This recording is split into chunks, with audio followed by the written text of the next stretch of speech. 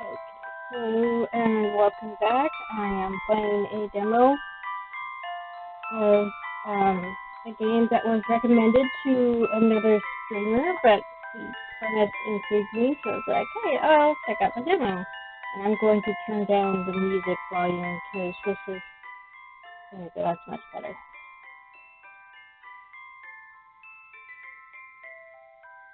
Let's do that. Okay.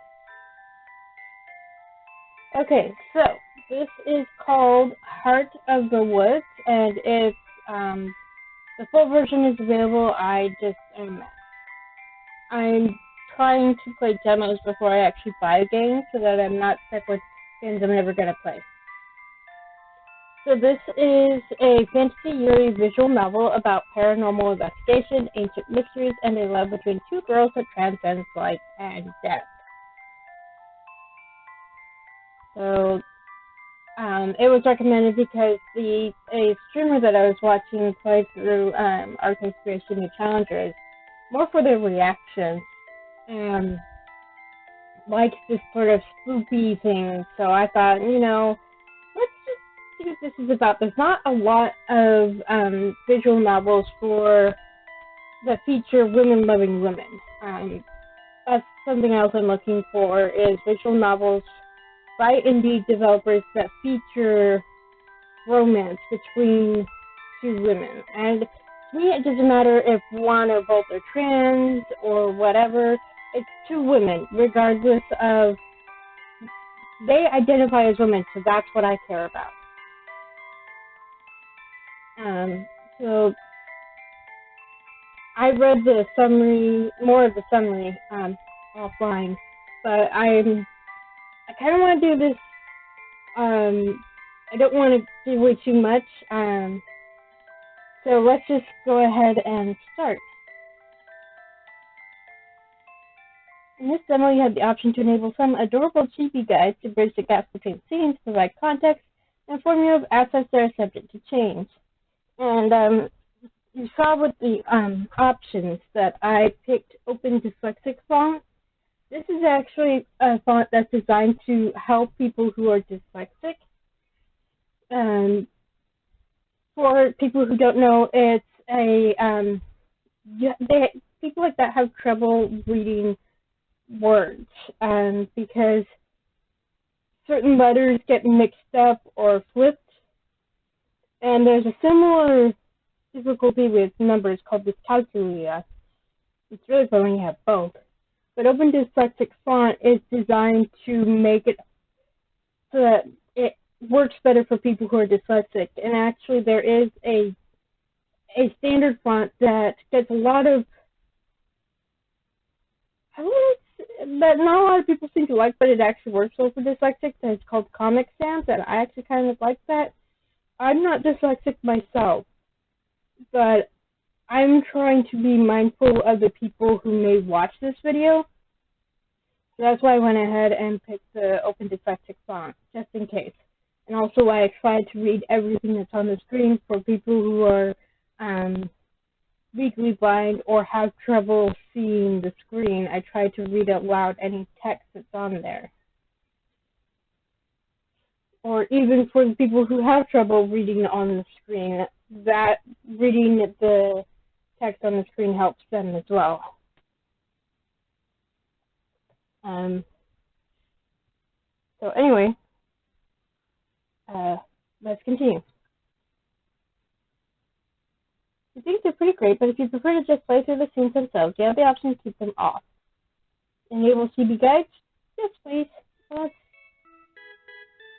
Hey, it's me, Tara, or rather, a significantly more marketable version of Tara, and with me, as always, is my equally marketable co-host, Maddie. Thanks for the compliment. I'm touched. We're going to be your guides as we play through this demo. Given that the scenes you're going to see jump around a bit chronologically, we're going to provide some context to help make sure you have the best possible experience without spoiling the entire game for you, and that music is annoying.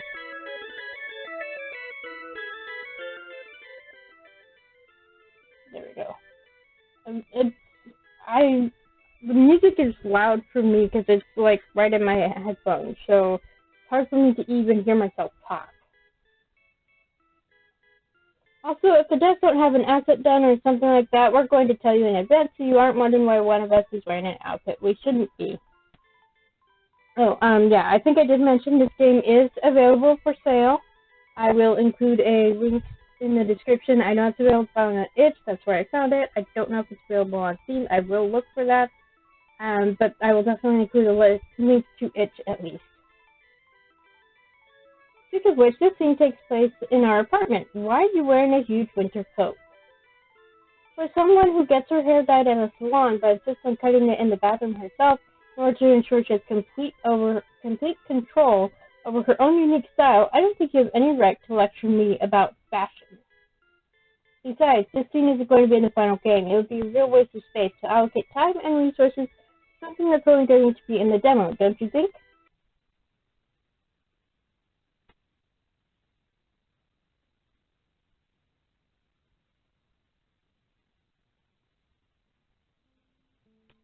So, next up, we got Bigfoot Forever, who asks, are you single?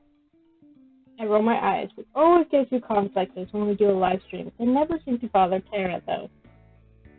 Yes, but only because I'm saving myself for Nessie. Next. As she looks at the next question, her eyes widen and her mouth turns upward into a worryingly smug grin.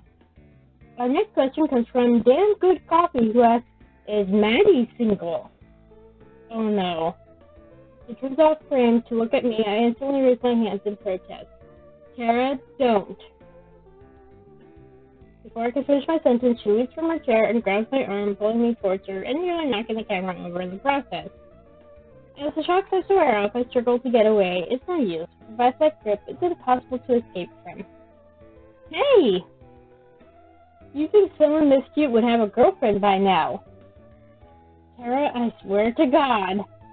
I continue to fight in vain to escape, but she's locked in. But she's available, ladies. You've still got a chance. I'll pass any lustful confessions on to her, I promise. Please do not do that. Her bit finished, she lets me go, and I retreat to my chair. She knows I hate being on camera. But I suppose it can't be helped. When she's in the zone, nothing can stop her. It's impressive in its own right. Let's see. Clown Princess 20 asks, what is your favorite West Coast cryptid? The Fresno Nightcrawler. It's just pants. It's just working pants. I love it. Hang on, I'm posting a link to my video on it. Take this opportunity to educate yourself on what's really important in life. Right at the clock, I motion for her to wrap it up. We still haven't gotten to the trip details. Okay, looks like we've got time for one more. Assassin says, Sarah, what's the gayest cryptid? Her mouth widening into her trademark grin, she jabs her thumbs toward herself before poking two fingers out towards the camera. Me, obviously. Watching the chat on my phone, I can't help smiling as I see the feed flooded with hearts and tiny rainbow flags. She always knows how to finish strong. Once the chat starts to calm down, she puts on a mock serious face, pursing her lips and furrowing her brows slightly. If I'm being honest, that's probably the closest to actually being serious you could ever possibly get.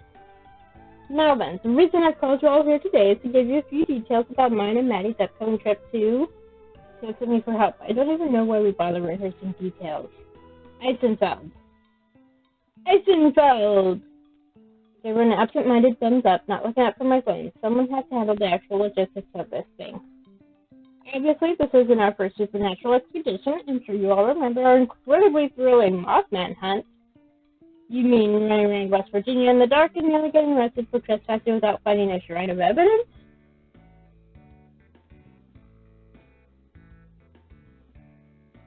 I wouldn't say we didn't find any evidence. I just think it's impossible to verify whether or not what we found was conclusive proof or not. Anyway, the reason this trip is a little different is because we're going to be gone for a while. Our host, Morgan, shout out to you if you're watching this, Morgan, was kind enough to offer us an extended stay in the area to make sure we taken every last bit of magic that the forest has to offer. The reminder of a time commitment fills me with a wave of regret. I really should have put my foot down harder when I said I didn't want to go. Taking a week-long trip here and there is one thing, but to uproot and move to some cabin in the middle of the freaking wilderness is a big ask, even for her. But I suppose, given the circumstances, this should at least soften the blow. The other big difference for this trip is, and I hope you're all bracing yourselves, we won't be uploading videos until we get back. I watch her try not to smile as crying emojis fill the chat. Nothing more validating than knowing people are going to miss you while you're gone, I guess. But I promise we're going to bring back something that'll be worth the wait. And she launches into an in-depth history of supernatural forest phenomena I start to tune out. I've got some much more immediate problems to think about, namely how the hell I'm going to keep Sarah in check during the trip. The last thing I need is for her to cause trouble while we're stuck in the middle of the woods.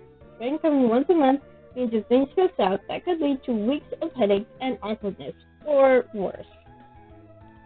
It would be so much easier to just let her go off on her own, let her clean up her own mess. I'd give just about anything to stay back here, even if it would be significantly more boring without her around. But cleaning up her mess is basically my job description, for now anyway. No Sasquatch sightings are typically reported in more mountainous areas, but I'll keep my eye out for one. Oh, one last thing, and this is very important. While I'm gone, just remember that I seriously do love each and every one of you. None of this would be possible without all of you, and not being able to have you all be a part of my life for a whole month is going to be as hard for me as it is for you. Another flood of hearts and pride floods. I can't help being a little jealous of the fact that she can say things like that and actually mean it. I can't imagine being that invested in something like this. Even if she's probably overestimating how important she might be in these people's lives, I'm sure it means something to them. Just another reason for me to feel guilty about what I'm about to do. I suppose I'm thankful that I don't mean as much to them as she does, or this will be even harder. So until I return, stay spooky, everyone. Waits for the last person's reverent comments before ending the stream. The responses are probably exactly what she was hoping for. Love you, Tara! Please don't go, Tara! So cute. No wonder her ego is as massive as it is. Much as I hate to admit it, I'm sure I'd be the same way. She flicks the camera off and leaves from her chair, clearly still filled with energy. Okay, let's get ready for this thing. What do you mean? Well, for starters, I need to start packing. I haven't even started packing yet. We leave on Monday. Oh, yeah, so right. I can pack then.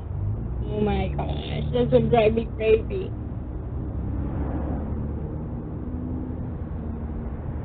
Pack now. And the burst of energy now effectively redirected. She starts dashing around the room, randomly grabbing clothes off the floor and throwing them into a suitcase. I need to stop by and leave her laundry in my room. You know where my meds are?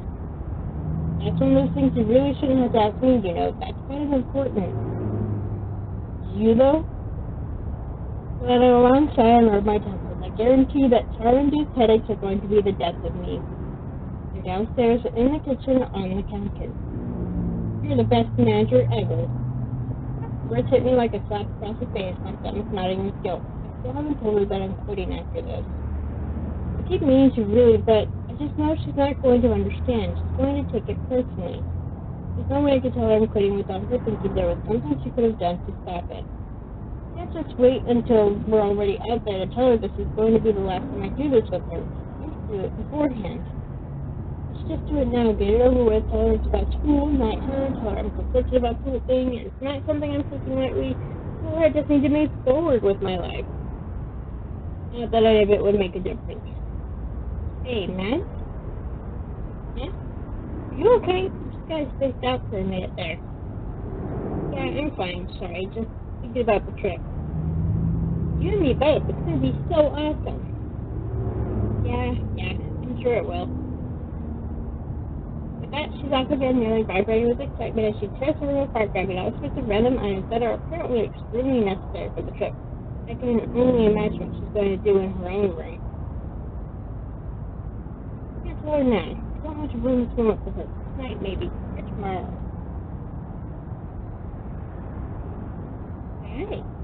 My kitty's in my room.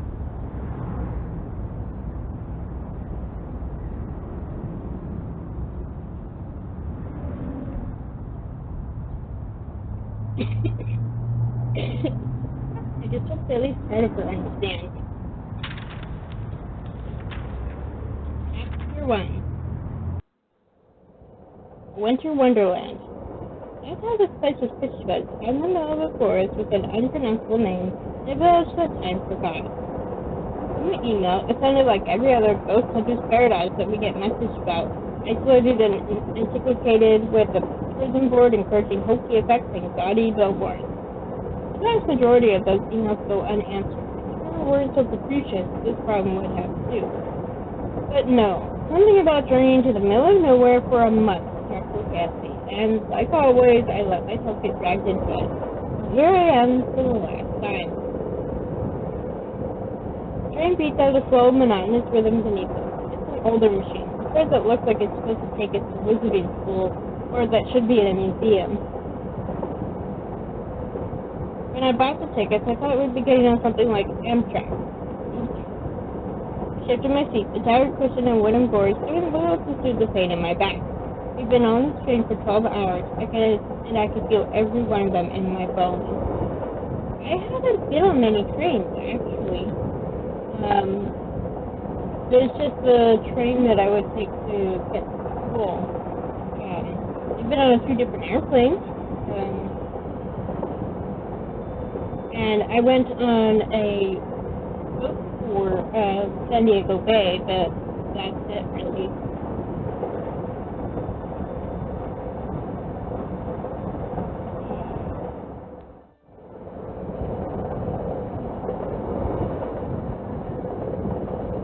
Hang on.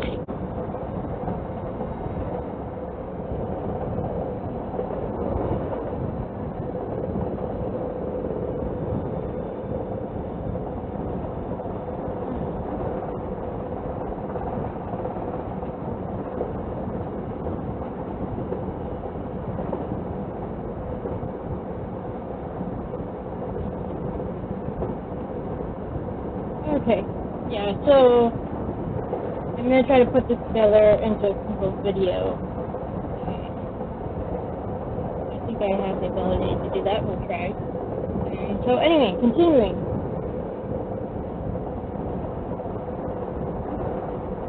We've been on this train for 12 hours and I can feel every one of them in my bones. Laura's been out for the past 6, upright but fast asleep. If the bumpy ride bothers her, she doesn't show it. I cannot sleep like that. The paperback she was reading dangled low in her hand, in danger of losing her spot in the book. I shoved my feet across the floor, kicking at nothing. Tired as I am, I'm afraid for our journey to end. For her to wake up, to have to talk to her. I'm almost offended that she can sleep. She should be as preoccupied as I am, fighting out intrusive thoughts and wondering what to say. From what little I've seen of Tara so far, that doesn't seem to be a problem for her. You wouldn't know from looking at her that we've barely spoken for 3 days. Not so long ago I told her that this would be our last trip to the show together, and that I was quitting once we got back home. Everything since then, packing, booking our tickets, finding someone to take care of the cat while we're gone, happened in a blur. I've been cordial, that's it. My heart hurts, but it tells me I made the right decision. Yawning, I lean back against my seat, pretend it's comfortable. The cushions are unnoticeable, and the eyes firm into the wooden floor beneath us. That's not fun. The heater in the corner hems and haws like an old man, but it's not nearly powerful enough to fight off the chill. I desperately wish that I could sleep too, but one of us needs to be awake when we get to the station, and that should be any minute now. Plus, I've never been able to fall asleep on planes or trains anyway. My eyes are sore, and I rub one of them as I press my cheeks to the closed window. Outside, it may as well be another world compared to the city we left behind. If not for the moonlight, I wouldn't be able to see anything. The soft light glow makes the snow and nearby forest glisten like it's under some sorcerer's spell. Winter wonderland. The trees are all bare, save for the blanket of snow that covers them. Their empty branches look like something out of a kid's Halloween movie, shaking in the wind as if possessed. They seem to stretch on forever, rather than I can even see. It's more like an ocean than a forest. Morgan certainly wasn't exaggerating when she said this place was remote. Intermittent lights flicker amongst the trees in the distant darkness, which I assume comes from either winter campers or hermits. I call them crazy, but I'm about to be doing the exact same thing. Yep. Something catches my eye way out in the woods. One of the trees, barely visible, seems to shake in a different way than the rest, as if blown by a different breeze. A thin layer of frost was beginning to form on the outside of the window as I pushed my face against it, trying to try and find whatever it was I saw. It's gone, though. It was almost certainly never even there to begin with. Either my eyes were playing tricks on me, or the moonlight was. I sigh and sit back again, allowing my eyes to barely close. Well, mostly. I dropped back into alertness as the train lurches harder than before. There's a shrill whistling sound, and the stutters of the train grow stronger as we begin to slow down. The driver hits the brakes. We're almost there. Watching the entire is undisturbed. Somehow she still hasn't dropped her book. Apparently she's just clumsy when she's asleep. Through the frosted window, I can see the lights of what must be Eisenfeld as we approach the station. They're few and far between, like scattered stars. The buildings appear to be placed sporadically, nestled on and around the hill. As we round the bend, the village goes out of sight once more. I can't really put this off any longer. I lean over and shake Tara's shoulder. Hey, wake up. We're almost there. Not opening her eyes, Tara mumbles the response. This is almost. Seriously? I don't know. Couple minutes? Okay, I'm getting up. Isn't getting up. I mean it. If you think we can stop, we're just going to... I'm up, Matt. She only opens her eyes. That's the very end of my sentence. Not sure if I was serious or not. We're not even there yet, and we're already snapping. God, I wish I could sleep a little longer, I tell myself. You excited? A little bit. Like, you? I'm kind of nervous, though. What is there to be nervous about? We've done this 1,000 times. Yeah, well, this isn't like this over 1,000 times. And you know that. Starts again, not meeting my eye. I don't know, Maddie. I'm sorry. Just chill. Yeah, sorry. Too loud to define. She was asleep, it wasn't accident. Let's get off this train. I want to be distracted by going to the cabin and taking in the new sight. Any minute now. Hey, listen. Yeah? I know you're like not super thrilled to be here. God is likely hoping for me to disagree. I don't. Let's just be cool, okay? Let's just have a good time. I breathe a deep sigh and let it out slowly. Right, I'm committed to the script. I can't like to make it easy on myself. Yeah, okay. Sorry for getting bitchy. I'm tired. I feel you. Hey, how do I look? Like you just put 6 hours on a train. That bad, huh? Messages to her in some attempt to improve its state. It's so clear and noticeable at that. Hopefully it's good enough for Morgan Fisher. If she's doing her online hair or whatever, then I doubt she'll care that your hair's a mess. God, I hope not. I don't want to end up on some fashion profile bed. For real though, if she's super fangirl, don't just let her get it out of her system, and hopefully she won't make things weird later. Making things get weird later is kind of her specialty though. Yeah, true. But hey, it got us to 250,000 subs, so like, we must have been doing something right. I just nod. I can't help but fixate on how everything she says is past. Over after this. It's really my decision. All I have to do is say the words and things will go back to normal. I doubt Tara would ever bring it up again if I asked her not to. It'd be so easy. Ooh, that's pretty.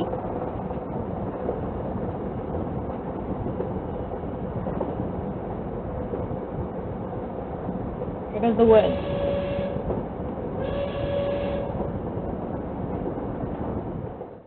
We step off the train and into another world. The frigid wind stops the heat from my body almost immediately. As if it had been waiting until we arrived at the health system so our skin felt like it was burning. I instinctively wrap my arms around myself, trying to preserve what little body heat I have left. It doesn't change a thing. Might as well not even be wearing a coat for all the good mine does. It's nice to have the moon keeping things from being completely pitch black. We'd really go for some cloud cover right about now. Anything to keep some warmth around us. Of course, Tara doesn't even seem to notice. If anything, this place is having the opposite effect on her. It's like she'd completely forgotten the uncomfortable energy that had filled the train back to her usual overly excited self. I can't help feeling jealous. I figured that the low light would keep her from breaking out the camera right away, but she's snapping away without a care. You know none of those are actually going to be visible, right? She, excuse me, she ignores me. I should probably just let her enjoy the moment. This place really does feel super eerie. I really think this could be a place where we get some really real hard evidence. While her words are as ambitious as ever, I can't help noticing that they seem to have significantly less fire behind them. I'm not even sure if she knows she's doing it, but I can tell that her enthusiasm is forced. When she speaks again, her voice is worryingly quiet. Can't imagine a better send-off. I want to try and deflect somehow to set her back on her path. She deserves to enjoy this moment without me spoiling it. Who knows? Maybe this will be the one that finally gets to a compound so they don't have to crash someone else's. That was one time, and I think I did a pretty good job up there. Her voice seems to have retained some of that boundless energy. Either she's bounced back well, or she's gotten better at hiding how she's feeling. I really hope it's the former. I would too. She returns to her camera, and I give myself a moment to try and take in my surroundings. Using the flashlight on my phone, I try to figure out what it is about the darkness that has her so excited. Seeing nothing but the light reflected off the snow puts me a little more at ease. She's probably just being Tara. Supernatural or not, there's something oddly serene about this place. That said, I'd like it a lot more if I wasn't so damn cold. Same. I hate being cold. I can't wait to see the village tomorrow. I bet it's going to be like one of those animatronic museum exhibits. It's not like they don't have any connection to the outside world. Apart from the architectural style, I can't imagine that it'll be that different from home. If you're expecting people to be walking around in top hats and waistcoats, I'm pretty sure you're going to be disappointed. And here, I thought I'd finally get a chance to show off how amazing I'd look in a top hat. I'm sure you'd be the teen heartthrob of the Victorian era.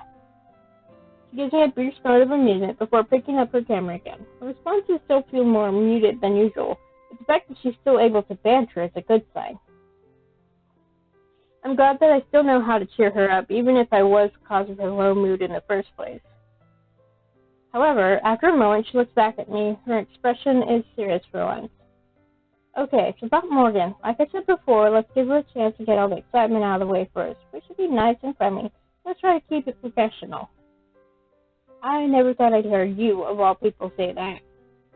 Find myself flashing back to all the various situations I've had to extricate Tara from, ranging from bad one-night stands to actual police custody. There are a lot of ways I could describe Tara, but professional is definitely not one of them. But look at Tara's outfit, I can see why. She could barely keep up her serious demeanor for a few moments before she's back to her usual self. She can play it cool all she wants, but I can tell from the way she's bouncing up and down that she's undeniably excited for this fangirling she mentioned. I'm sure a little ego boost will go a long way right about now.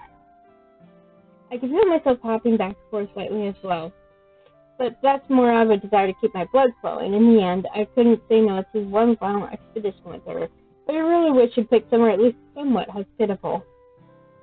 Thankfully, it isn't too long before I can see the silhouette of someone approaching through the storm. I think that's her. Brace yourself. Given that we're the only people out here, I can certainly hope that's her. Morgan herself is coming into view now. She's not exactly an imposing figure, but she moves with purpose, like a woman on a mission. She's carrying a large thermos, which she raises in greeting as she approaches. One of the first things I notice about her is that for some ungodly reason, she's not wearing a coat. All she's got to protect her from the frigid weather is what looks like a hand-knit sweater. I'm sure to a casual observer, I'd seem like the one who's actually from around here. However, she doesn't seem so much a shiver. In fact, she doesn't do much of anything. Well, if she's grown up in this area, she's probably adapted somewhat to it. Like, I live in Southern California, and it gets hot during the summers. But I bet if I lived up in a part of California that got a lot of snow, I'd be freezing. On approach, she greets us with nothing more than a tired smile and a small nod. Not exactly the geeking out Tara was expecting. Hey there, you two. Sorry I'm late. The voice is friendly but flat. Doesn't sound irritated or anything, just tired. can't seem to blame her. Tara, however, looks a little bit taken aback. Recovering quickly, she puts on her big celebrity grin. Oh, no worries. We're looking for Morgan. Is she with you? That's me, actually. It's really nice to meet you, Tara. Morgan smiles and seems to grow warmer as she greets her, but her face quickly regains a neutral expression a moment later. I can see Tara's smile faltering as she realizes that this is clearly the maximum amount of geeking out this girl is capable of, at least for now. To her credit, she recovers well. Likewise, charmed, I'm sure. Okay, maybe not that well. Tara extends her hand and Morgan gives her a brief handshake before turning to me. You're Madison, right? I think we spoke already. Just Maddie is fine. Nice to meet you. She shakes my hand as well. It's a firm, friendly handshake that ends as quick as it began. Before she continues, she takes another sip from her thermos. I just stopped myself from asking for some as well. Not even Tara would be that brash. It really is nice to meet the two of you. I'm sure you have a lot of invitations. I'm glad you settled on mine. Are you kidding? Remote village in the middle of a huge forest? There's no way I'd pass that up. I've heard all kinds of stories about the kinds of things people see in woods like these. Hopefully not too many, or I won't have any of my own to offer you. One sec. My headphones need to charge.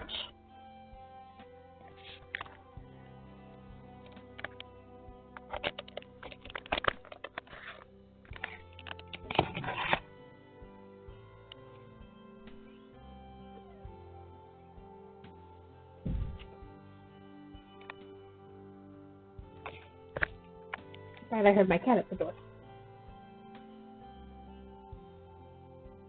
Oh, I'm sure you've got something or other for us. Reopening the Tara, so much for being professional.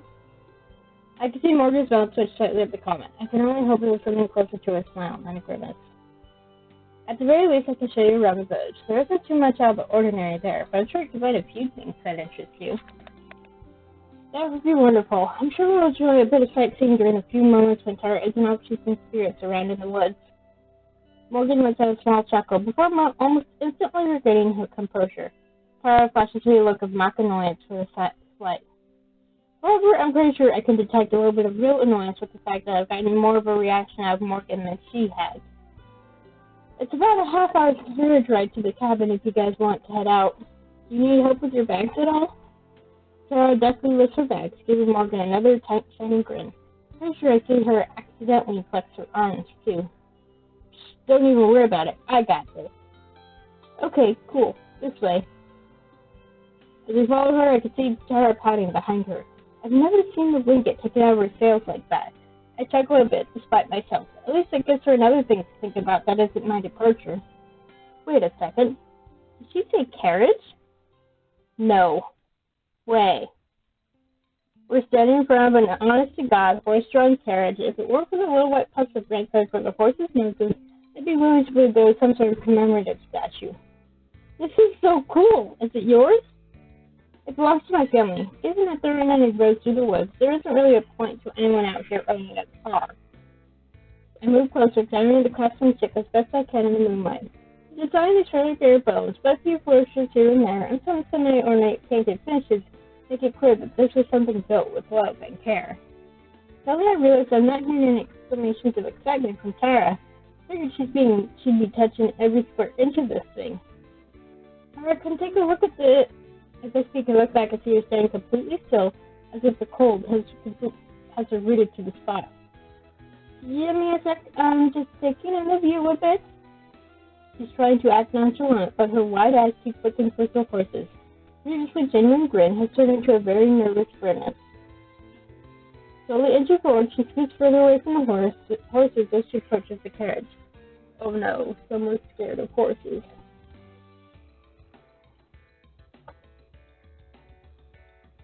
I doubt she plans for part of her first impression to be Morgan learning that she's absolutely terrified of horses. She had better at least learn to tolerate them, or this is going to be an even longer trip than I expected. Well, wait, if this is the only way through the woods, how are we going to get back and forth between the cabin and the village? Neither of us can drive a carriage, and I can imagine your family doesn't want us just holding on to theirs. Oh, I'm going to be driving you. I can take you back and forth between the two and help you navigate the woods. You didn't expect me to just let you wander around the forest in the middle of nowhere without a guide, did you? Tara, still slowly making her way towards the carriage, does her best to give me a look of excitement. If anything, it resembles the look of a panicked hostage. The fact that she's still trying to play it cool is almost admirable in its futility. You're sure that's not any trouble? I hate to inconvenience you any more than we already have. It's no trouble. I run my own shop, so my schedule's pretty flexible. I'm more than happy to help. She looks over at Tara, who has finally made it within a few feet of the carriage. She shoots us both a thumbs up. I have a feeling she might need it. Trust me, you have no idea. Morgan turns and definitely swings up into her seat, taking a hold of the reins. Tara finally manages to place her hands on the carriage and climb up alongside her, shaking all the way. I let out a sigh of relief and follow suit, mounting up next to her. It's a little cramped up here, but I feel weird just sitting by myself. Besides, not keeping an eye on Tara is a pretty guaranteed way to make an even worse impression. So, can you do any tricks in this, please?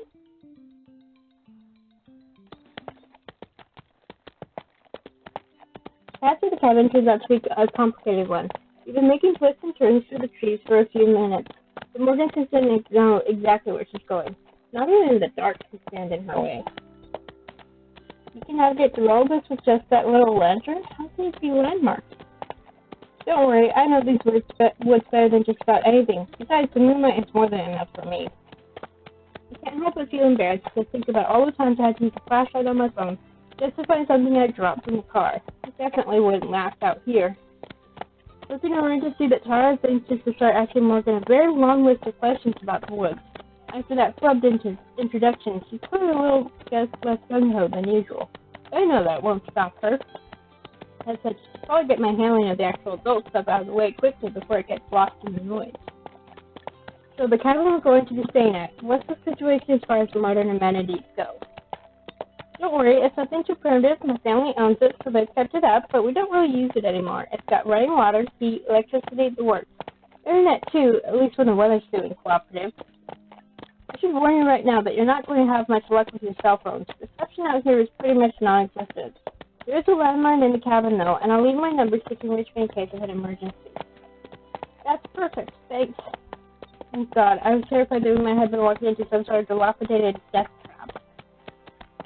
So, while we're on our way, could you maybe tell us about some of the specific supernatural occurrences you've seen out here so far? I gently elbow her in the stomach in a gesture that I hope effectively communicates. Let me talk about the actual important stuff first. However, Morgan doesn't so much as flinch at the question. If anything, she seems a little excited to talk about it. Her eyes seem to lose a bit of their constant drowsiness, and she sits up perfectly straight. She's been waiting for this.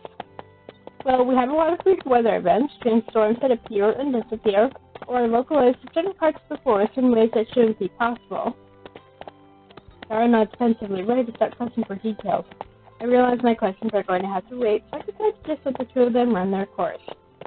Sometimes when I walk in the woods, I can see strange lights here and there, like tiny little stars inside the forest. I've never been able to get closer to them, though. I raise an eyebrow, but don't say anything. We've had countless cases of strange lights before, all of which have ended with a rational explanation. I think it tends to damper Tara's spirits, though. I can feel myself starting to drift. The steady, mild bumping sensation of the carriage, combined with the exhaustion of the journey, starting to make me fall asleep right there, here and now. I'm sure they can wake me when we get there. There's also my cat. This has a supernatural occurrence. She can talk, so I'd say so. What?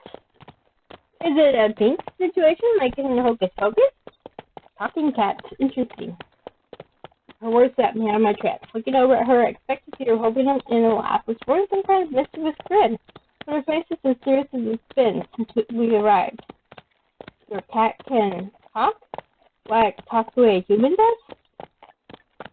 Yes, she's very well spoken, in fact. I try to hide a sigh. I should have known she was going to be one of those fans. Some people who write us out tend to be a little strange. It's happened plenty of times, and while this meeting is definitely more unique than any previous one, I'm not too shocked by it. Tara, however, instantly perked up once her words sink in. She can't actually believe her, right? So could we talk to her? She won't mind if I ask her a few questions, right? Well, usually she only talks to me, but I could try to convince her. The whole thing is clearly some kind of joke, but Tara is absolutely taking it. You can practically see the wheels turning in her head as she plans out her follow-up questions. That's never good. So do you have any ideas about what could be causing it? Something in her diet, maybe? I don't think so. She's been feeding her some kind of special item-filled cat food. Can I try some? Okay, I think that's enough of that. When Tara starts talking about eating cat food, it's time for me to exercise a little diplomacy and move the conversation forward. Crazy or not, I think we should move on.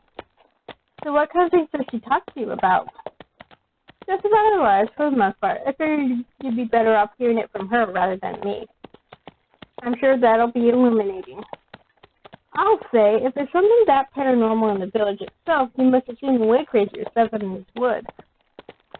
She starts to gesture as she talks, pointing back towards the village and swinging her arms around as she mentions the woods. Morgan hitting her with something concrete has definitely put her back into her element. In a way, I suppose it has for me too. I couldn't get a read on her when we arrived. Now that I know she's probably crazy, I at least know what we're dealing with. Well, there's one pretty major thing that you probably won't believe me. I wouldn't have come out here if I didn't believe you. Anything you have to say, I want to hear. I can't detect a hint of cynicism in her voice. Either she really believes this girl just met has a talking cat, or she's giving a performance worthy of an Oscar. Are you sure? 110%. Lay it on me. She winks at her and flashes her finger guns back in celebrity mode. Tara's good at recovery with these things. I've never seen her recover on this level with such speed. As I watch her leaning towards Morgan to make sure she catches the next statement, I realize another possible reason for her passionate response. If there's one thing she loves more than hearing strange stories, it's trying to impress a cute girl. Now things are starting to fall into place a bit more. Well, one of the main reasons I called you out here is, I'm not sure if it has a name, but I think it's some kind of forest spirit. Spirit? Like a ghost or something? No, something physical. Some sort of massive creature like the forest came to life. Interesting. Okay, this is new. Even the crazier fans don't get this outlandish. Tara's absolutely eating it up. No matter what her reasoning is, I'm glad she's having a good time. Means I can stay out of this conversation. It's a lot hard to pretend to believe things when I'm this tired.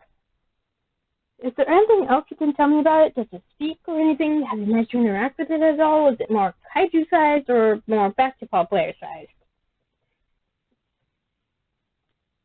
I've only seen it once, unfortunately, so I don't know too much about it. I've searched for it a number of times since, but without any results.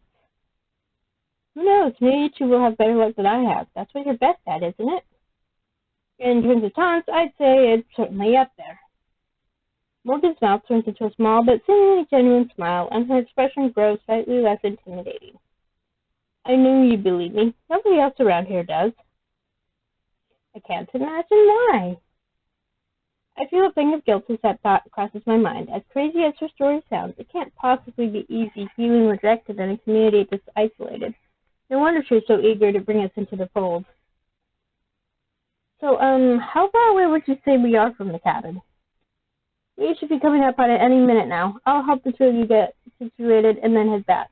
I'll be happy to tell you more about the spirit tomorrow. Thank God.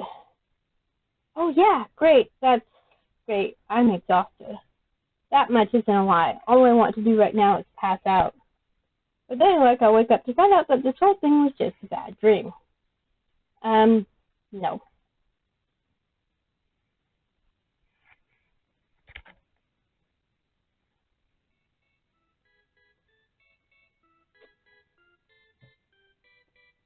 Oh, I guess we're back to guide you through a time skip. And here I thought we decided we weren't going to make this game about time travel. Even though we never previewed it back when it was about time travel in the first place, I'm pretty sure that joke isn't going to be played to anyone except our writers. This scene takes place a little further on in the game, after we've been in Icefield for a few days. Unsurprisingly, we haven't had much luck. The only thing out of the ordinary we've encountered so far is our host. She's arranged for us to meet her in the woods near her cabin. I'm about 80% sure we're going to get murdered.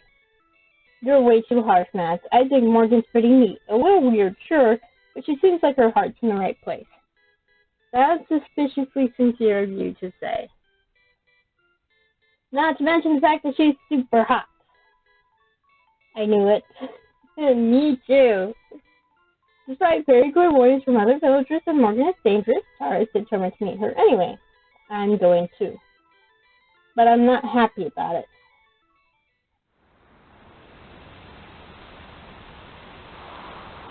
We head to the point of meeting spot right at the turn of the hour. Even during the day, the forest felt hostile and bored, but now at night it's downright scary.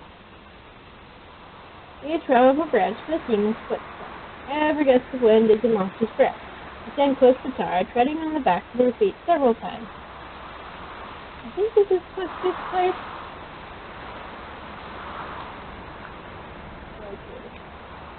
So apparently this is darker on my laptop than on my desktop.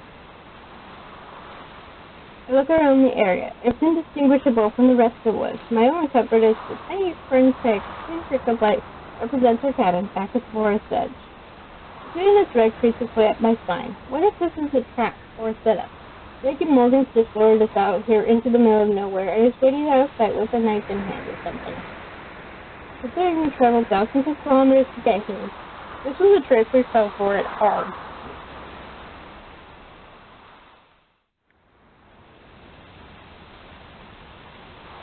Maybe we're early? I know that we're not. Tara shoots a flashlight around, illuminating a few identical trees before the light beam peters off into oblivion. Maybe we should just go back. The light passes over the margin, suddenly a meter away from us. Ah! Tara jolts backward, crashing into me. The flashlight falls to the ground, bouncing once before stopping. I keep my balance barely and catch Tara's arm to stop her from falling. Are you okay? Short term, yeah. I think I just lost 10 years. What about you, Mads? I'm fine. What on earth were you doing? Me?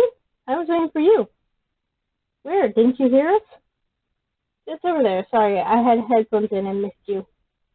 You were just standing in the dark in a forest wearing headphones? Yes. Why? At a loss for words, I can only shrug. Just hanging out alone in the dark in the middle of nowhere not register as weird for Morgan? Or you just spooked us a little, though. No worries. She stoops down and retrieves the flashlight from the snow, drying it on her sleeve. She brushes off the snow the same way she brushes off Morgan's actions. Anyway, it's all good. What now? Morgan turns and faces the trees, shining her flashlight across them. I thought we could walk around a little. It might help you get a better feel for the area. Behind Morgan's back, Tara and I exchange a look of concern. This gives me the slightest of shrugs. Tara gives me the slightest of shrugs. I'm still reluctant, but I nod. If Morgan's planning to kill us, it's not like it'll make a difference whether she does it here or in the forest. I'm pretty sure she's not a murderer anyway. Sure, lead on. Morgan sets off without another word, and we follow just a couple paces back. Are we going somewhere in particular? Not really. I don't want to go too far this late at night, right? Right. That's fine. We'll stick to the edge then. As we walk, Morgan keeps her flashlight pointed straight ahead in the direction that we're going. Tara, on the other hand, swings hers around, looking up trees and out into the abyss. She and I only brought one flashlight with us, the spare sitting in one of our suitcases back at the cabin. I regret leaving it behind just on the off chance that we somehow got separated. So, did you learn anything useful today? Not really. We went around town some, but most people didn't really want to talk. Yeah. How'd you know? That's how it is around here. People are mistrustful. I was kind of surprised by that. Weird with how out of the way it is here that we might have been, I don't know, treated like celebrities. Hey now, don't project. But something like that.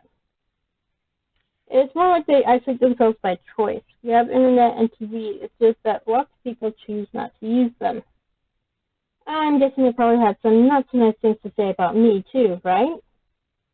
Neither Tara nor I respond. Our silence lasts too long. It's okay. I'm used to it. You don't have to pretend or anything. Light shines in our faces as Morgan turns around, half smiling. Hey, you two don't need another assistant back where you live or anything, right? My mouth flaps like a flash while I try to think of a diplomatic response, but then Morgan laughs and faces forward again. Just kidding. We checked on and off the car. I'm not even sure what we're supposed to do or looking for. We were just wandering in the dark, trusting that Morgan knows how to get back to the cabin. It's cold and my feet are sore, and I'm once again regretting coming to ice himself. I gently touched Tara's sleeve right by her elbow. She looked at me and silently brushed the back of her came from my throat, taking pick up the message. No? She asked back. I nodded. She took a worried look over to Morgan, who now slightly farther away. Tara holds up right to me. 5 more minutes. Trying and out again. Just ready to catch back up with Morgan. Something wrong? Oh no, Maddie had something in her too. Oh. It's hard to tell if she buys it. I wouldn't. Eventually I'm counting backwards from 5 minutes. Already imagining the comfort of my bed and blanket back at the cabin. Now I'm going to survive a whole month of this with an issue for future need to worry about. I got lost out in this part of the forest once. 3 minutes and 42 seconds. 3 minutes and 31 seconds. Don't worry though, I know my way around now. Yeah, there must be something about that. I come to our foot again, this time fully on purpose. I thought they might. The tone is still completely nonchalant. This Morgan seems impossible to offend. It's too bad it looks like it's going to snow tonight. We probably shouldn't stay out too late. And so on.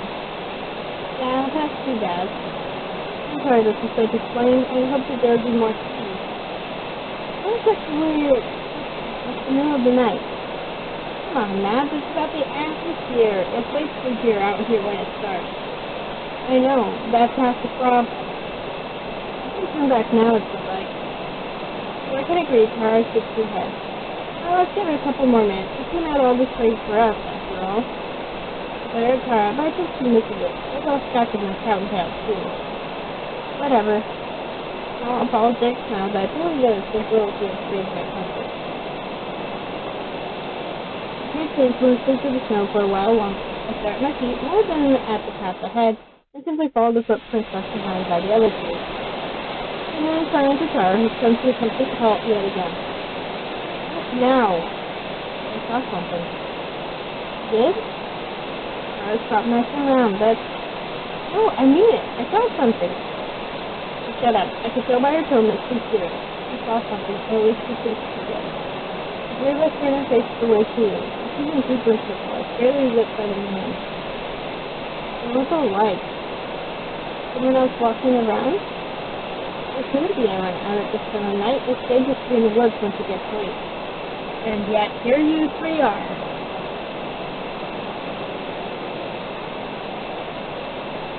I ought to not point out the obvious hypocrisy. Probably moonlight or something. It wasn't the moon, Maddie. Something out there. Both of them point their flashlights in the direction Tara's looking.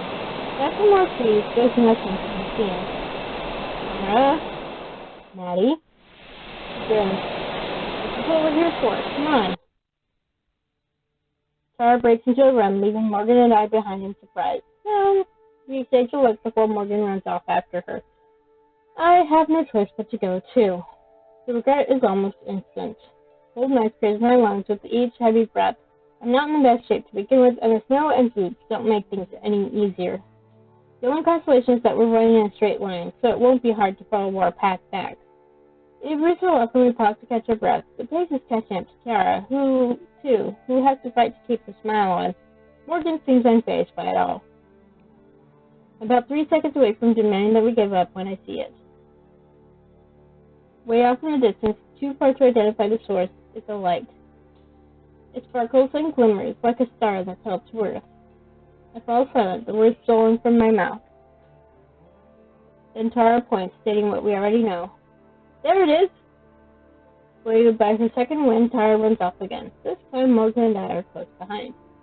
Follow the light, which sometimes blinks out, but soon reappears. I'm too focused on not slipping and falling to give much thought as to the source. There's no telling how long or how far we've been going. Somehow the light never seems to get any closer or farther away. It's like it's running from us. Hey, wait up! Tara yells out into the darkness. If whatever it is can understand her, it ignores her. Running is quickly becoming difficult. My legs burn from the cold, and my breathing turns ragged after barely a minute. Tara pulls further and further ahead from Morgan and me, her one-track mind fixated on that light. Oh boy. After a bit longer, I hit my limit, and my pace slows back to a walk, then a stop. I fold over, hands on my knees, as I gasp for breath. Morgan crunches to a stop, tilts ahead, too, turning back towards me. Are you alright? I try to respond, but I'm breathing too heavily to be able to talk. I just wave my hand, gesturing for Morgan to go on ahead without me. But she doesn't. Are you sure? I force myself to stand and nod. I'm fine. Ms. Mark starts becoming a disembodied light herself. Only the flashlight's glow visible. I watch it bounce to a halt and then slowly make its way back towards us. You guys give up too easily. How are you not dead? I haven't seen you run in years. That's because you never hid, but Jim with me. I don't know if she's joking or not, and I'm too worn out to care. So what was that thing? Do you think it was a forest spirit? Morgan's eyes widen. You believe me? Sarah shrugged. I'm considering it, at least. I mean, what else could it have been? Fairies? Morgan says this very nonchalantly. I side-eye Tara, who is very interested in her boots. The forest spirit doesn't really make a light like that, at least not that I'm aware of. Right, that makes sense. Doesn't it, Matt? It was probably someone from the village. But as I said, I know how unlikely that is. The way the light seemed to always maintain a precise distance was unnatural. I could feel the seeds of doubt being sown in my heart. It was definitely strange. Sarah looks at me with more pride than a rainbow flag. Hey, holy shit, that's practically canon in Maddie terms. I roll my eyes, but it's partially just for show. I'm curious at the very least. I wouldn't call myself a believer as much as Tara wishes. But that's two strange things so far, which is two more than I expected when I boarded the train out here. It was strange. That's as much as I'll a yawn overtakes me in the middle of speaking. It doesn't help the pain in my life. Oh, guess it's past your bedtime, huh? I kick some snow at her and it bounces uselessly off her pants. With the way we've been bouncing with each other, it really does feel a bit more like old times. I think that's three strange things on this trip so far. We should begin heading back anyway. We can't go much further in before I'd be lost too. You still know where we are? Yes, of course. We'd be in trouble if not. She has a point. I got so caught up chasing the light that I lost track of what direction we'd come from. I'll show you around more tomorrow. There's something you might like to see. Yeah? What is it? A surprise. We'll go tomorrow before it gets dark. It's a bit of a walk. Does it have to do with whatever that light was? I have no idea. It's possible. Story of my life. Okay, well, we'll call it quits for tonight and pick back up tomorrow. Yeah, I guess. That's just fine by me. Great. She hops forward and pauses. I guess you ought to lead the way. Morgan smiles as she does just that.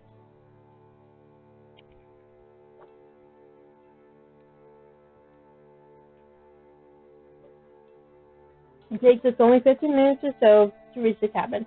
This is add a lot of time to our trip with all the laundering we did. Morgan bid us farewell at the door, which I barely returned before stumbling inside. Ooh, that's nice. Halfway out of my boots by the time Tara's inside. Guess you're not staying up late then? I'm out like a light the second I hit the bed. Tara grins, just briefly. Right. My hand is on the doorknob when Tara clears her throat. Hey, thanks for, chasing after that thing. I appreciate you playing along. My hand lingers on the door, poised to turn. Yeah, of course. Let's see what we find tomorrow. Right, yeah, right. Good night. Night. Quickly step in and then shut my bedroom door before Tara can say anything else. To switch off the lights and crawl into bed, I remember the end of the train ride here. I felt the same just now, standing there not knowing what to say. It would be so easy. I banished those thoughts from my mind and wrenched my eyes shut. There will be time to worry about it tomorrow. I have time to think. You have a month. As I slowly drift off to sleep, the exhaustion that I feel winning out over the stress, the last thoughts I have are dancing lights in the snow.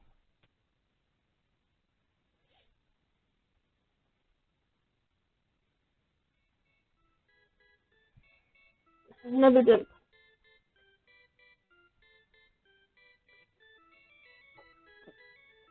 again, everyone. Tara's busy, so it's just me this time. I thought just as well because at this point in the game, I'm keeping a pretty big secret from her. I've launched into the main plot by now, so I'll try to keep the summary brief. Long story short, I found a ghost, and Tara doesn't know about it. Since she's busy investigating with Morgan, I'm taking some time to get to know the ghost girl on my own. I'll tell her eventually, I promise. It's just nice to have something that you can just call yours sometimes, you know? Well, since she's not doing this intro, I guess I have 2 feelings of my own now. I really am living the high life.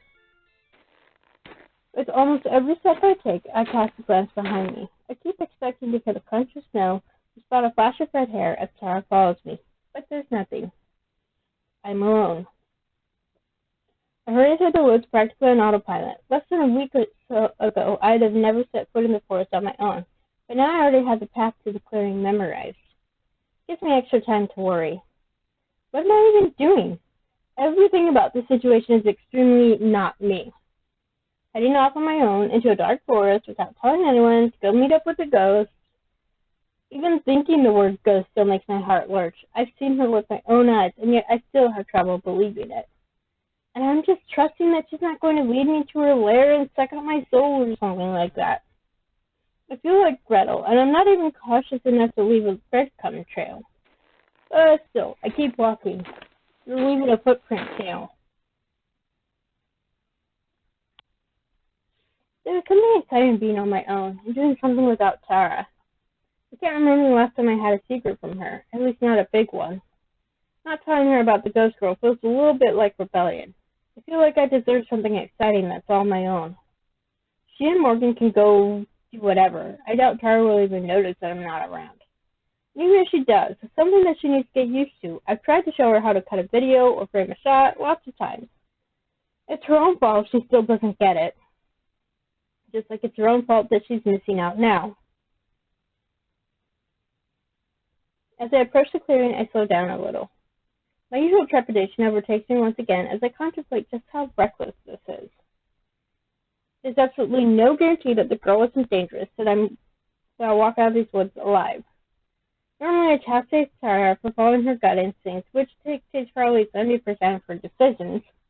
Yet, that's all I have to go off right now. The feeling that I'm safe with the ghost girl, that she won't harm me.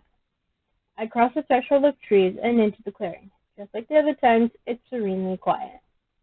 Even my footsteps are gone, erased by the wind or snowfall. And here, somehow I feel like she already knows. The forest follows my words, returning to frozen, pristine silence.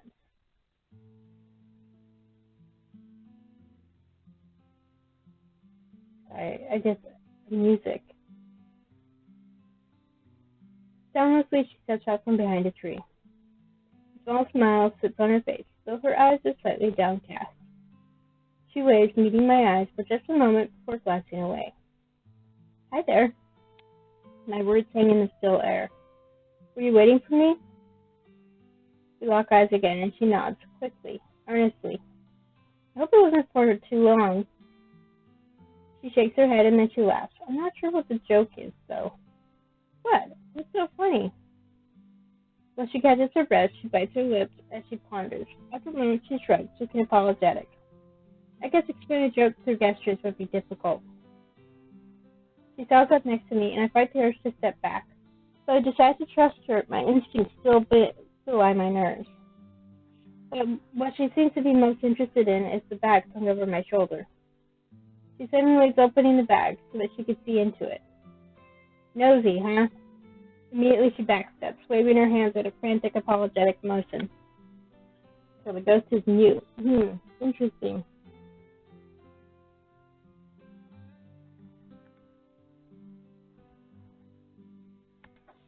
I think Carrie would get frustrated by that.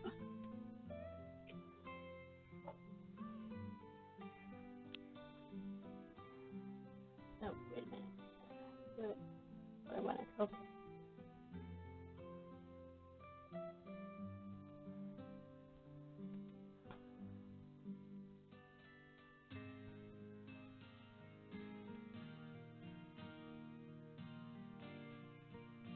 Anyway. Stop getting distracted, dear. Sorry, I was just kidding. You can look. She regards me like a timid deer as I hold the bag open for her to see. Inside are a couple books that I picked up in the village this morning. I hold up the first one, small and square and baby blue. I got a really strange book from the person who runs the bookstore because of this one. Strange look. It's a book of baby names. Her eyes go wide and she gasps at her belly and points at me. It takes me a second to understand what she means, and for some reason I feel my face flush. No, I'm not pregnant, but I thought maybe you could use it to show me your name, if it's a name that would be. Before I could finish my sentence, she zoomed back over to me, all sense of personal space once again discarded. She clasps her hands and a fiery look in her eyes, and hops up and down. Frankly, it's adorable. Yes, you're a fan. Okay, cool. She eyes the book hungrily. She must be really excited to share her name with me. It's a little exciting for me, too. It's nice to see someone so excited about being with me. I fight to keep an overzealous grin off my face. Okay, let's see. I look around. Aside from trees and snow, there isn't much to see. I wonder if there's something about this place in particular that the girl likes. There's somewhere nearby where we could sit down. It feels a little weird to just keep standing. Finger on her chin, she ponders. Then she turns and points towards the woods, even further in. I can tell from the look in her eyes that she's uncertain. I feel a lump in my throat. I've come this far, after all. Sure, that's fine. Lead the way. She does so, but never gets too far from my side. Every few steps, she glances over at me, as if I'm making sure I'm still here. That feels a little backwards to me, but in a nice way. I don't always feel compelled to break the silence either. Of course, part of that is because any conversation would be one-sided. But also she looks content. She's just happy to be here. I am, too. The silence doesn't feel vast and overwhelming like a desert Tara. It feels warm. Before too long, I realized what our destination is. This is nearly the same path that Morgan took us down with just a couple dusts ago, after I found the more grotesquely warped trees. We're going to that church. Eyes wide, she nods, probably surprised that I know of it. One of the villagers showed it to us a few days ago, me and my friend.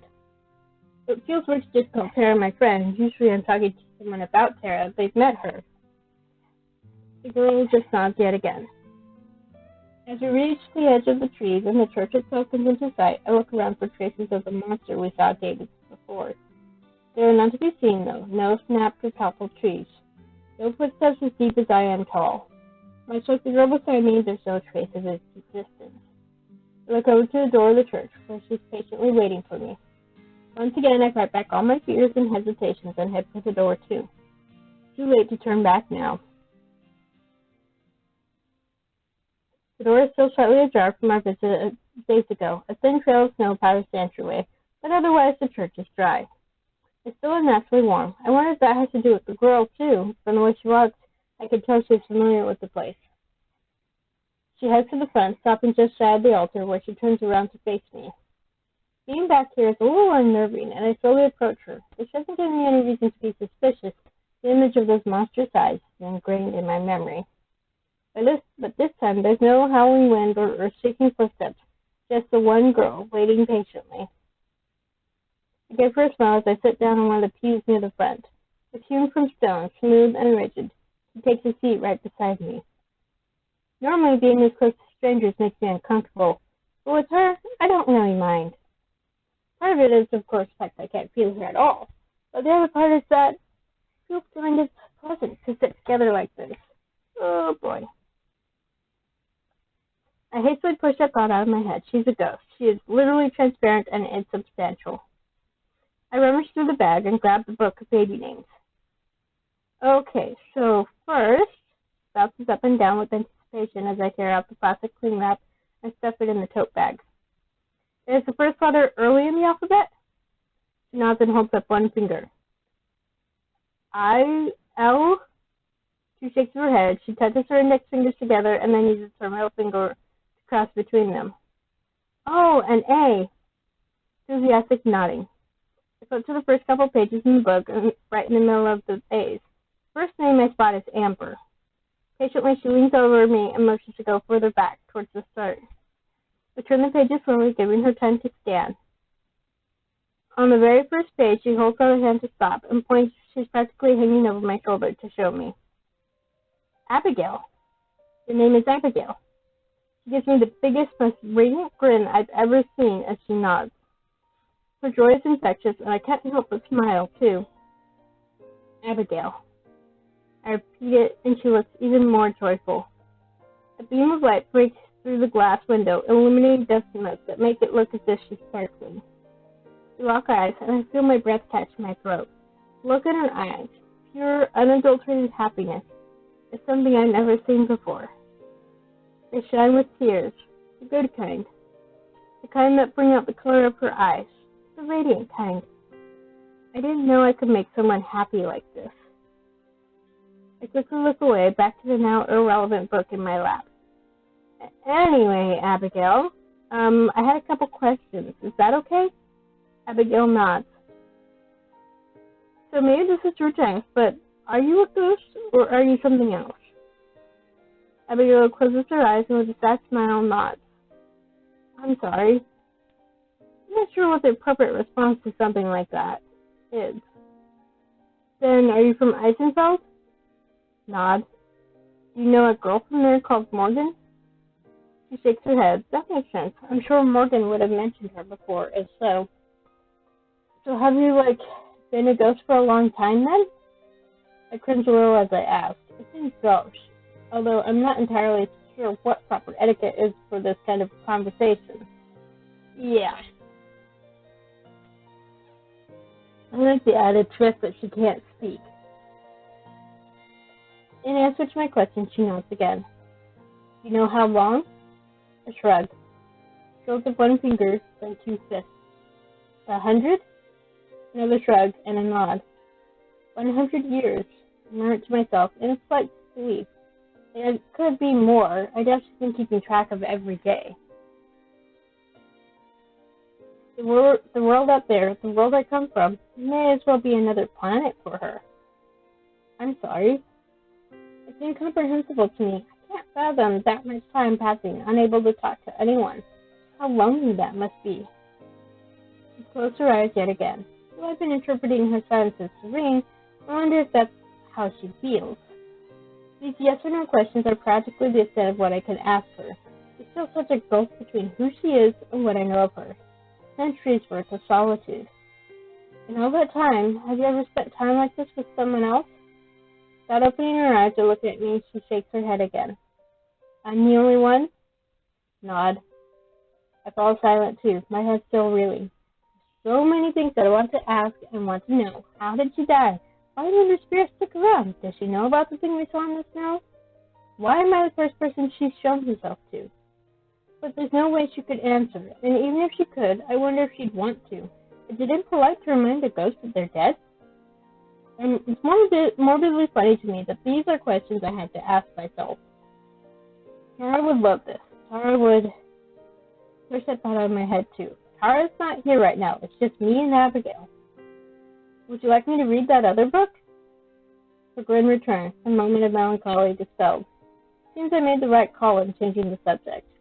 I show her the cover before I crack it open, enjoying the new book smell. Oh yes, I love that. This is a book I read a lot when I was younger. It's about a girl who wants to be a hero, so she goes on a quest with her best friend to prove herself. It's a little childish, I guess, but maybe you'd like it? Abigail claps her hands and nods. I have a feeling I could read the dictionary to her and she'd be satisfied, but I don't mention that. Okay. Through the crease and open to the first page. Once upon a time, it's a story that I could probably recite by heart. My mom used to read it to me when I was a little girl. It's one of the books that I used to learn to read. I was both surprised and excited to see there was a copy in Eisenfeld's bookstore. It sounds an easy cadence of reading, though I'm not used to reading out loud. It starts to feel pretty natural after only a couple pages. Like my mom used to do, I gave all the characters different voices. I don't have quite the range that Mom does, but Abigail seems to enjoy it all the same. She smiles and laughs in all the right places. It makes my heart warm to see how much she's enjoying it. Her eyes are closed yet again, but she looks quite content. As we finish chapter 2, Abigail scoots a little bit closer and rests her head near my shoulder. I pause mid-sentence, surprised, but resume just a second later. Though I can't feel her there, the sentiment is clear. I keep reading. Sometimes when I glance down, I see that her eyes are open, reading alone. Her lips mouth the same words I am. One time she catches me looking and blushes, but just smiles inside smile and continue going. After I finish chapter 4, I finally pause. My mouth is dry and my jaw is starting to hurt a little bit. I must have been reading aloud for close to an hour. Even though I stop, Abigail doesn't sit up or open her eyes. Her hand rests on my arm and I set the book aside. Do ghosts need to sleep? That's another question I can ask, but maybe at a different time. Right now, I'm happy to let her pretend. Quietly, I hum a song. Something from the radio, a title I can't remember, but that's always stuck in my head. I'm extremely off-key, I'm sure, but I don't care. It just feels right.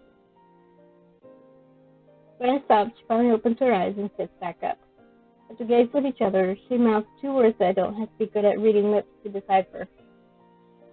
Okay, I'll be right back.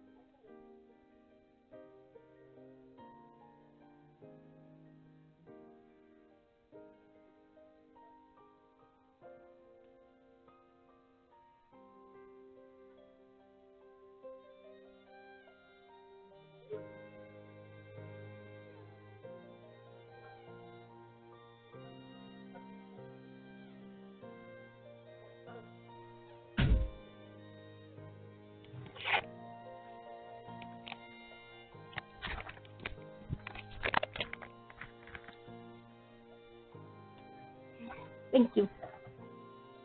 No problem. I hope you like the story. First she claps, and then she places one hand over her heart. I laugh, flattered, but also a little embarrassed. I think that's all I can do today, but we should read more sometime. If you want to, I mean. I already know the answer, but she gives me an emphatic nod all the same. Okay. It's a promise. She touches her heart again, and I smile. I should probably head back to the cabin soon. People will start to get suspicious if I'm gone for too long. Abigail cocks her head like an owl, curious. I haven't told my friends about you yet.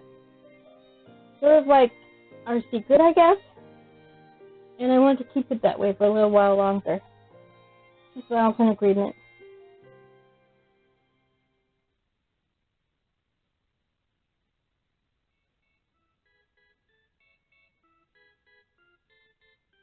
Time skip time! You can't get rid of me that easily.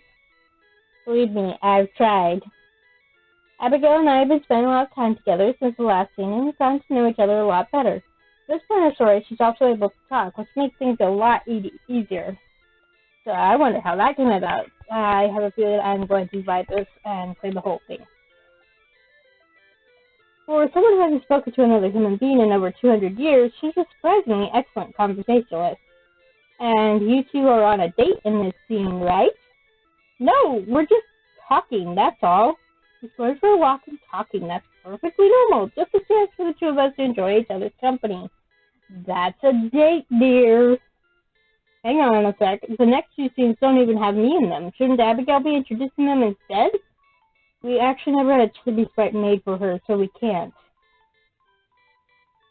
Hey, it's me, Abigail. I'm really spooky and I just love Maddie so much. I'm so glad we're dating now.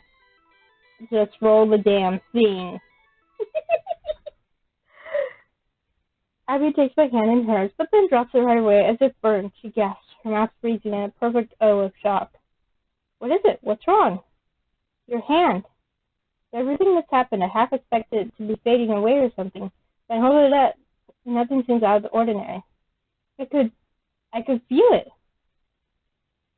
Then she darts forward and grabs my hand in both of hers. I can feel your hand, Madison. It's real.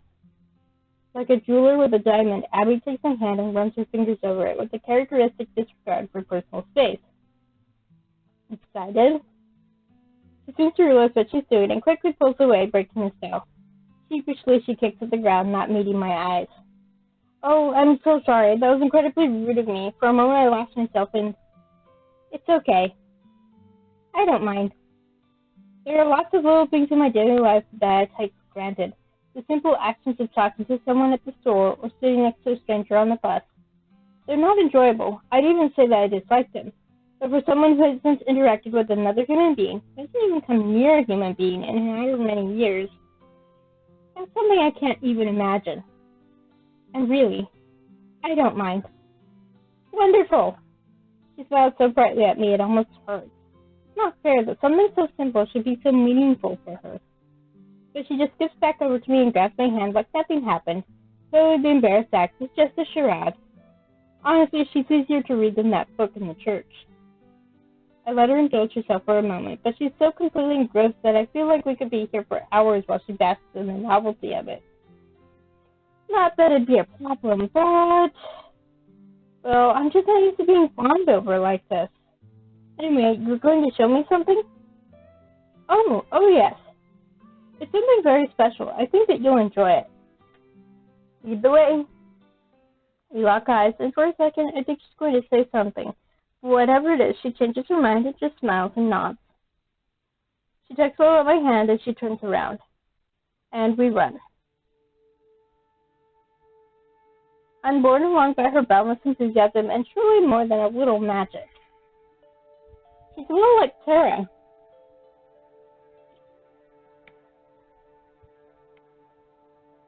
The trees fly by in a blur, impossibly fast, just like being on the train again. Like snowflakes, they melt into my vision patches that I can really notice. The speed is some gift of the forest, I imagine, a consolation for what it's done to me. Our footsteps are formless against the snow. We're walking in the air. It's the same as when I first met Abby. That feels like an eternity ago. I guess technically it was a lifetime ago. I have no idea how far we've run, nor how far we're going. We're surely deep into the trees, deeper than even Morgan's likely ever dared to go. There's no pain in my legs or in my lungs. This is easier than walking. As we go, I try to push aside all the worries and tensions, frankly everything about this situation, out of my head for just a little while. Just for now, I want to enjoy this, for my own sake. For Abby's sake. Though what surely isn't hard, Abby manages to never let go of my hand, constantly pulling me forward, keeping me near her. I'm not sure how it's possible, but it seems like she's focused entirely on me, while also being focused just as much on the path ahead. I wonder if I'll ever be able to split my attention like that. I can't even boil water and chop vegetables at the same time, so I have trouble thinking of anything other than her. The jumpiness of her grip, the light and joyful way she moves across the ground, the certainty with which she pulls me forward. Every so often she turns around to make sure I'm still there, though I'm sure she's very aware of our interlocked fingers. Each time she looks back, I smile at her, and each time she looks away with a blush. We run for so long that I feel we must have crossed the whole forest by now. We run for so long that I start to wonder if we'll ever stop. Where are we going? I yell, even though my breathing I don't think it's supposed to be strained. It's just a little bit further. All around us the snow glistens and sparkles in the rising sun. We must look like we're in a Christmas card right now. Finally, Abby slows down until we're walking at a regular pace. I volunteer to step beside her rather than just behind, and she lets go of my hand. Something different about where we are. At first, I only noticed that it has a vaguely uneasy feeling, like we're being watched. Abby seems oblivious or indifferent. Something in the corner of my eyes, but when I turn my head, there's nothing there. It happens again, this time on the other side, but there's still nothing. Bird song can be heard from the woods, sounding like chittering laughter. It's not a bird that I'm familiar with. I know there's a bird that sounds like that, but I can't tell you what it's called. What's going on? Where are we? We're almost there, I promise. What exactly is there? Please, just trust me. You'll see soon. Trust her? I've been doing that since I met her, and look where that got me. Out here, though, it's not as if I have any other choice. Wordlessly, we keep walking. Strange streaks of color decorate some of the trees, like paint. Icicles dangle from branches and seem to give off a strange glow. When I get closer to a spectrum, though, the glow dims. Madison? Abby's paused a little ways ahead while I'm examining the flora. Sorry, I'm coming. You'll understand in just a moment, I promise. That's the second time she's promised. I would never do anything to hurt you, I just want you to be surprised. I sigh and force a smile. Okay. I do my best to ignore the discomfort, the creepy fear of the unknown. I'm not such good at it. Finally, though, the path starts to widen as the trees grow farther apart. Just ahead, I could see where they spread into a clearing, much like the one where I first met Abby. And as we pass through a lot of trees, I finally see what it is she wanted to show me. Here, in the middle of the forest, is a small pond that must be at least as magical as the girl beside me. Its waters are calm and still, but not frozen. Despite the clear blue sky overhead, the water is salmon pink, the color of a sunset. Surrounding the pond and surrounding us, streams of similar pink and lavender hues as water. Beautiful. No snow adorns the branches, though again a few icicles hang from them. Their shapes are twisted and strange and give off the same glow as before. Grass underfoot fights to break through the snow. Not too far away, right at the edge, a deer and her fawn drink. They look up as we approach, stare straight at us, but then disregard us and return to quenching their thirst. That's unusual.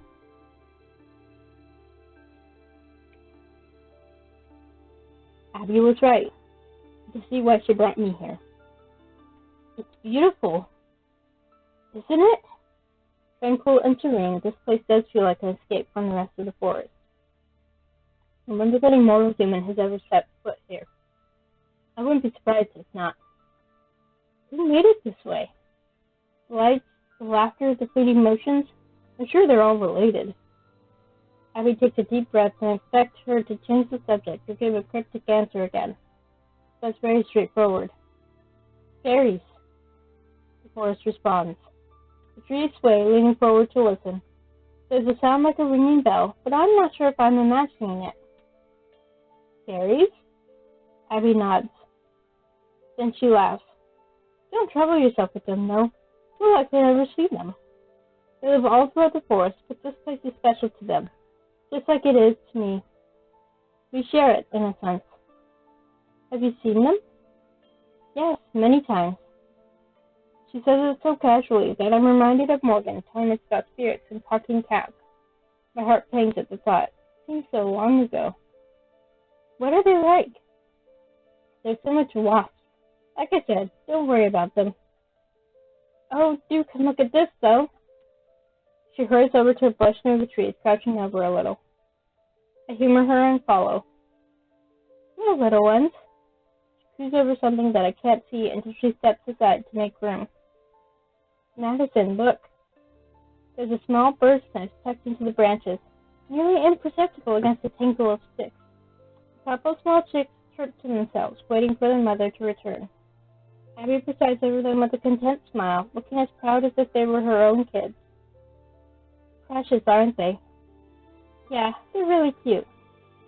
One of them turns and fixes a beady eye on us, watches intensely for a moment before deciding we're not interesting enough. I'm barely paying attention to them. I look around, expecting to see a glitter of wings or pixie dust, but there's nothing besides Abby and the birds. I used to think that perhaps it would make their mothers unhappy. They never seem to mind either. They're quite friendly, in fact. Abby glances over at me, expecting a response.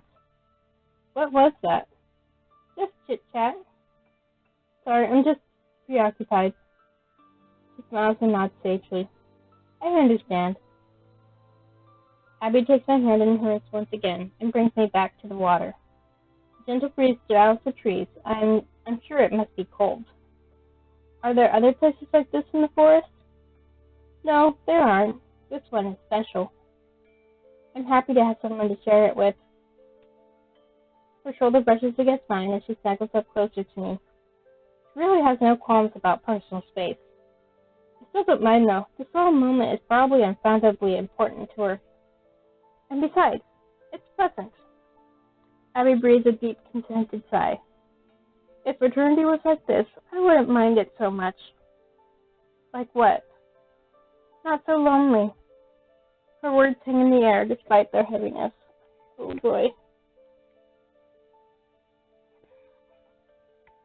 She sits silently beside me, standing just a little bit closer. I move my arm a little to make room. Thank you for bringing me here.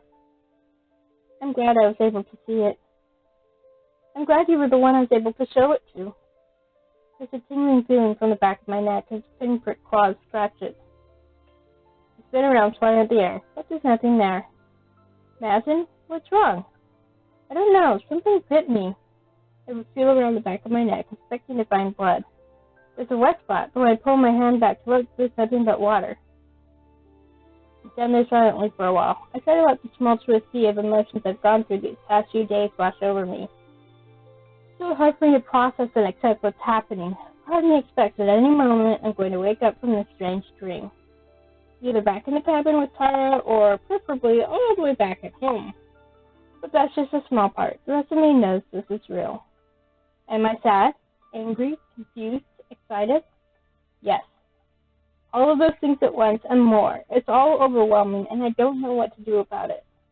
Until recently, my only thoughts regarding the future were vague uncertainty towards the next few years. Now I'm confronting the concept of forever, an eternity like this. I turn my head just a little to look at Abigail. Her eyes are closed as she faces the pond, her face not betraying her thoughts or feelings. She's been alone for several times longer than I've been alive. I keep coming back to that fact. Is that what's going to happen to me as well, the rest of the time, down to this forest? Well, not quite. Unlike her. At least I wouldn't be alone. I won't let myself think that way, though. It's Twitter's talk. I will find a way out of this. Somehow or another, I'll convince the forest spirit to let me go, whatever it takes. I'm sorry, Abigail. Interesting. Alright, we're going to skip ahead again and get to our next scene. Actually, we're not. Huh? I'm looking and I can't find a scene anywhere. I think they might not have put it in this build. Seriously, we can't just not have a scene. Check the other folders. This isn't one of those visual novels where part of the game is actually moving files around. Pretty sure they're just going to be patching the scene in later. Tara? Matt, you're not going to believe what I found on this computer. Get back here. We should have the scene ready to go in an upcoming patch before too long. Thanks for your patience.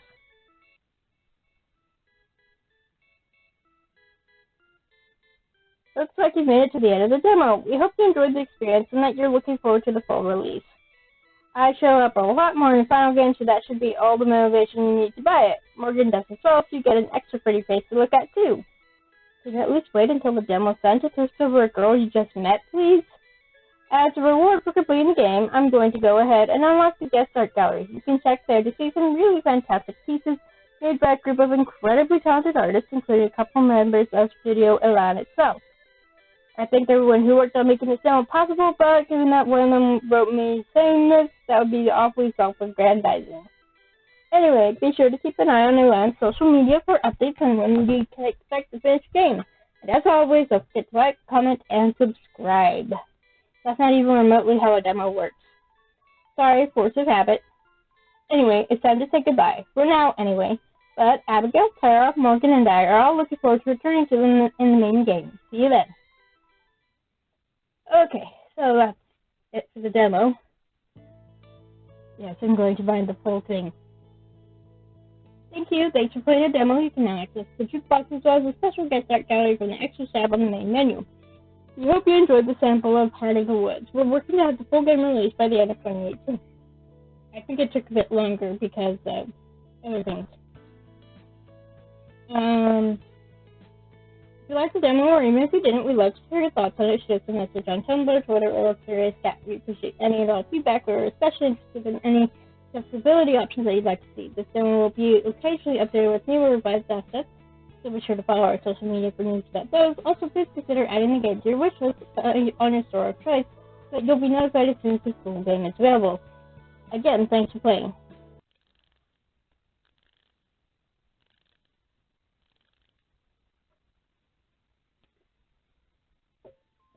So I guess the reason that Abigail is able to talk with Madison and hold her hand is because of that thing with the forest spirit.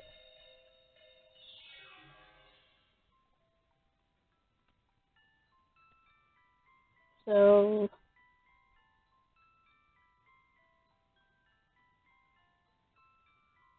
okay, so this is one of the CGs. Oh, other versions.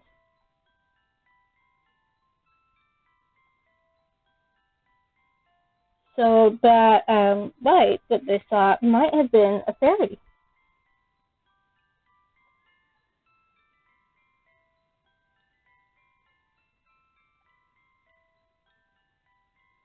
It's so cute.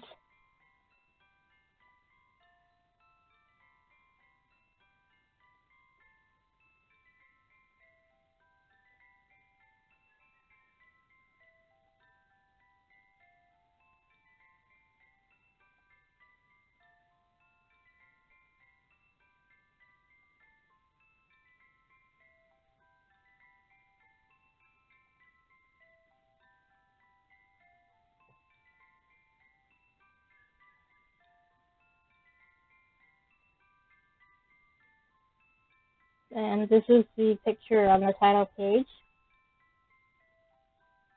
I'm wondering if this is our first glimpse of Abigail. Promo banner.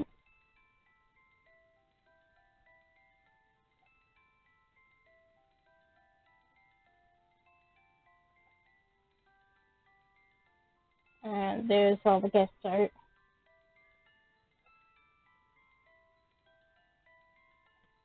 Okay. That's it. I will be uploading this to YouTube. I'll find a way to put them into one. I think there's a program on my computer that can do that. And I will include a link to buy this because it is available for sale on Itch. I think maybe Steam. I will have to double check. And I will probably end up buying this. And if I do, I will live stream my first playthrough of it. So thank you for joining me, and I'm sorry about the hiccup. That I had no control over. I don't know if I'm going to live stream this weekend, and in case, I suppose it doesn't really matter because there's like no one watching, but I stream this on Tuesday because I'm going to be gone on Wednesday. So, I went ahead and did my usual stream today. So I hope everyone has a good week, good weekend, whenever you watch this. If you enjoyed this, I've got plenty of other visual novels that I've live streamed on my YouTube channel.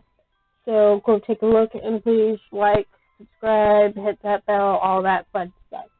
Take care.